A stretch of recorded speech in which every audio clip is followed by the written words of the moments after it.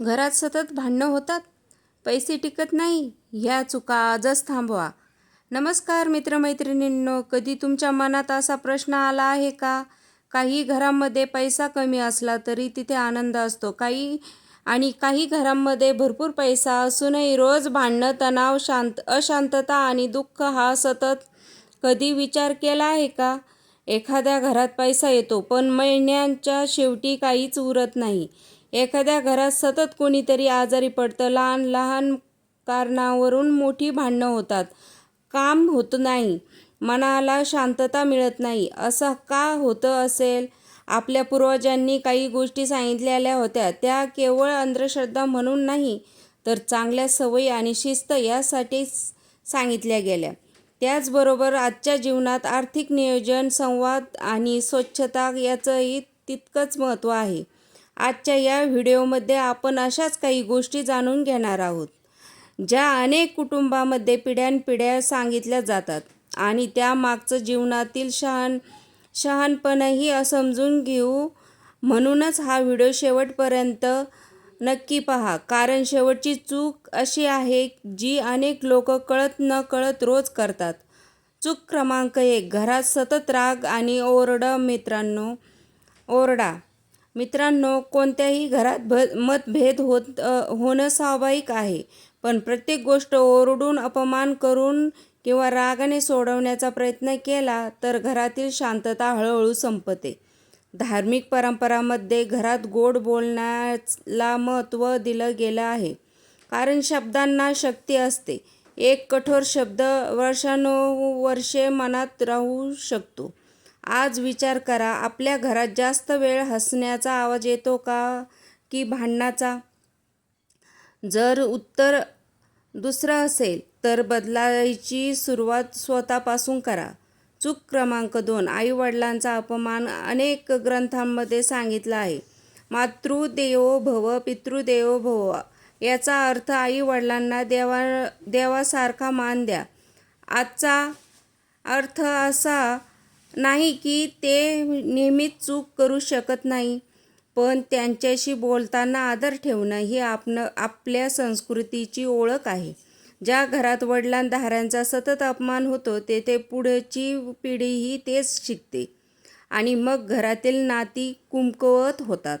चूक क्रमांक 3, पैसा कमावला पण जपला नाही. आज अनेक लोक म्हणतात, मी खूप कमावतो, पण महिन्याच्या शेवटी हातात काहीच राहत नाही.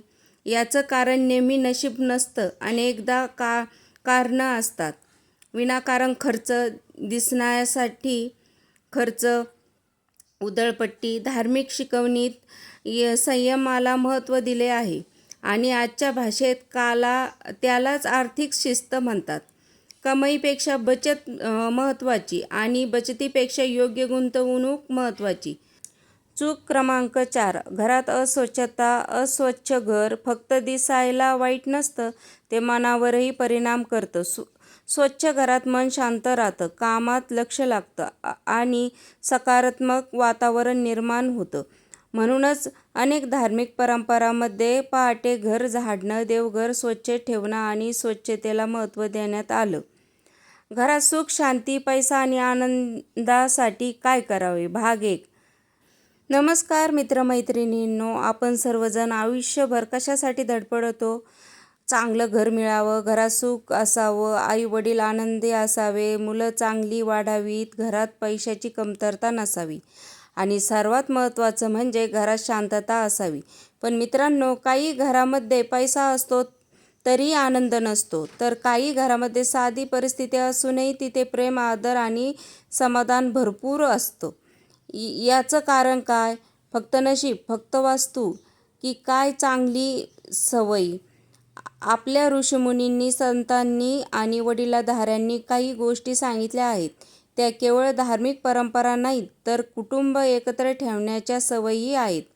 आज आपण अशाच काही गोष्टी जाणून घेणार आहोत. एक दिवसाची सुरुवात कृतज्ञतेने करा. मित्रांनो, सकाळी डोळे उघडताच अनेक जण मोबाईल हातात घेतात, सोशल मीडियावर स्क्रोल करतात आणि दिवसाची सुरुवात इतरांच्या आयुष्याशी तुलना करून करतात. त्याऐवजी 2 मिनिटं शांत बसून देवाचे स्मरण करा.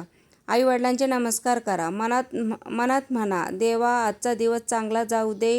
ही सवय मनाला शांत करते. 2. देवघर स्वच्छ ठेवा. आपल्या घरातील देवघर हे फक्त मूर्ती ठेवण्याचं ठिकाण नसतं, ते श्रद्धेचं केंद्र असतं. दररोज देवघर स्वच्छ करा. शक्य असेल तर सकाळी दिवा लावा, अगरबत्ती लावा. पण लक्षात ठेवा, देवाला मोठ्या पूजेपेक्षा मनाची स्वच्छता जास्त प्रिय असते. 3. घरात गोड बोलण्याची सवय लावा. एक गोड शब्द भांडणं संपवू शकतो. एक कठोर शब्द नातं संपवू शकतो. म्हणूनच घरात एक नियम करा. राग आला तरी शिवीगाळ करायची नाही. मोठ्यांचा अपमान करायचा नाही. लहानांना कमी लेखायचं नाही. कारण ज्या घरात शब्द गोड असतात तिथे मनही जवळ राहतात. 4. अन्नाचा आदर करा. आपल्या संस्कृतीला अन्नाला अन्नपूर्णा मानलं गेलं आहे. जेवण वाढताना जेवणाचा आणि उरलेलं अन्न टाकताना विचार करा. कितीतरी लोकांना 2 वेळचं जेवणही मिळत नाही. अन्नाचा आदर ही केवळ धार्मिक गोष्ट नाही, तर माणुसकीची शिकवण आहे. 5. कमाईचा काही भाग बाजूला ठेवा. पैसा कमावणं महत्त्वाचे आहे, पण त्याहून महत्त्वाचे आहे तो जपणं. महिन्याला कितीही उत्पन्न असो, थोडी बचत करा.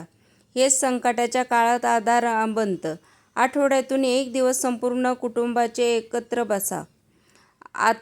आज प्रत्येकाच्या हातात मोबाईल आहे, पण एकमेकांसाठी वेळ नाही. आठवड्यातून 1 दिवस सगळ्यांनी एकत्र जेवा, गप्पा मारा, हसा, जुन्या आठवणी काढा. घर मजबूत होतं ते भीतीने नाही, तर संवादाने.